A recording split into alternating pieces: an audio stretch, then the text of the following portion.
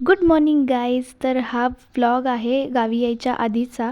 माझी सकाळ तर खूप लवकर झाली होती, पण ही सर्व साफसफाई करायची होती.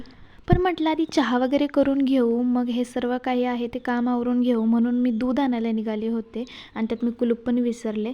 तर मग मी गेले दूध आणायला. दूधसोबत मी बन मस्का पण घेतला होता चहासोबत खायला.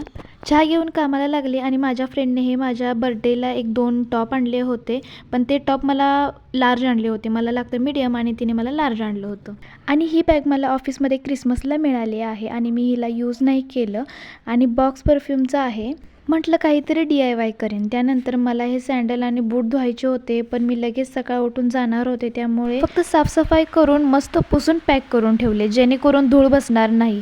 आमच्या रूममध्ये खूप धूळ येते, त्यामुळे खूपच घाण झाले होते. त्यामुळे मी साफ करून घेतले आणि ओल्या फडक्याने मी पुसून घेतले. आणि त्यानंतर या छोट्या छोट्या बॅगमध्ये मी हे सर्व चप्पल किंवा बूट हे सगळे पॅक करून घेतले, की जेणेकरून नंतर ते खराब नाही होणार किंवा त्याला धूळ वगैरे नाही लागणार. असे काही मी पॅक करून घेतलेले आहेत हे सर्व बूट आणि चप्पल वगैरे.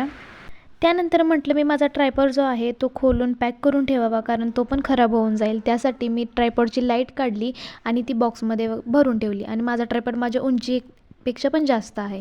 तर हा आहे तो बॉक्स. त्यामध्ये मी ट्रायपॉडची लाईट ठेवून टाकली आणि ट्रायपॉड पण पॅक करून टाकला.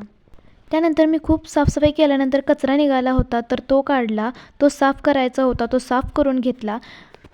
मग मी माझं संपूर्ण सामान पूर्णपणे पॅक केलं आणि बॅगमध्ये व्यवस्थित ठेवलं, कारण आमच्याही रूम बंद असते. तरीही खूप धूळ येते. मला तर कळतच नाही की बंद रूममध्ये पण इतकी धूळ कशी काय येते.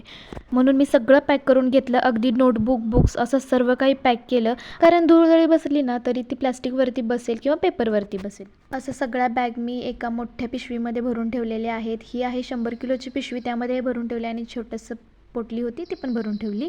त्यानंतर मी माझ्या मनी प्लांटला पण थोडंसं साफ केलं, कारण त्याच्यावरती पण थोडीशी धूळ बसली होती. त्याच्यानंतर त्यालासुद्धा पाणी दिलं. पाण्यासोबत थोडंसं माझं प्रेम दिलं, कारण आता मी कधी येईल परत हे माहीत नाही, कारण मला 2 महिनेसुद्धा लागू शकतात परत यायला.